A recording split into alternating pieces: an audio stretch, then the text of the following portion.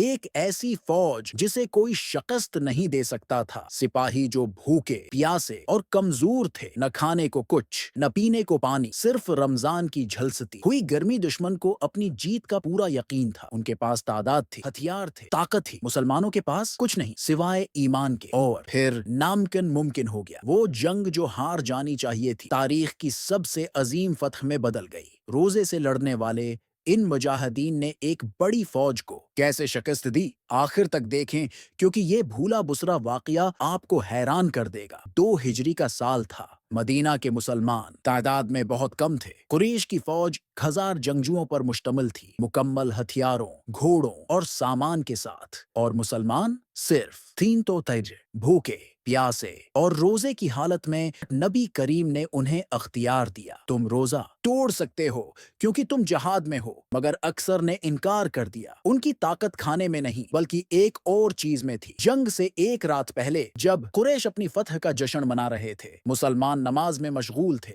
नबी करीम ने हाथ उठाए और दुआ की, ऐ अल्लाह, अगर ये गरुवा हलाक हो गया तो तेरे दीन को कौन फैलाएगा। फिर कुछ हैरान कुन हुआ। आसमान से बारिश बरसी इतनी कि मुसलमानों को पानी मिल गया। जमीन मजबूत हो गई और दुश्मन की जानब कीचड़ ने उनके कदम डगमगा दिए। कुरैश जो खुद को नाकाबिल शिकस्त समझ रहे थे, अब कमजोर दिखाई देने लगे। जंग शुरू हुई। रोजे की हालत में कमजोर मुसलमानों ने अपनी आखिरी ताकत के साथ हमला किया और फिर एक गैर मरी मदद आ पहुंची। कुरान पाक में इस दिन का जिक्र करते हुए कहता है, याद करो जब तुम्हारे रब ने फरिश्तों की तरफ वही भेजी, मैं तुम्हारे साथ हूँ, बस ईमान वालों को साबित कदम रखो, मैं काफिरों के दिलों में दहशत डाल दूंगा। सूरह अल-अनफाल 8-12 फरिश्ते नाजिल हुए। कुरैश ने ऐसे सिपाही देखे जिन्हें वो पहचान न सके। तलवारें हैरत अंगेज तेजी से चल रही थीं और चंद घंटों में वो फौज जिसे अपनी फतह पर मुकम्मल यकीन था, अपनी जान बचाने के लिए भाग रही थी। बद्र की जंग तादाद से नहीं जीती गई, हथियारों से नहीं जीती गई, बल्कि ईमान से जीती गई। अगर भूखे कमजोर मुजाहिदीन एक बड़ी फौज के खिलाफ डट सकते हैं, तो हमें अपनी मुश्किलात में साबित कदमी से क्या रोक रहा है। अब आपके लिए एक चैलेंज, अगर आप उस जंग में होते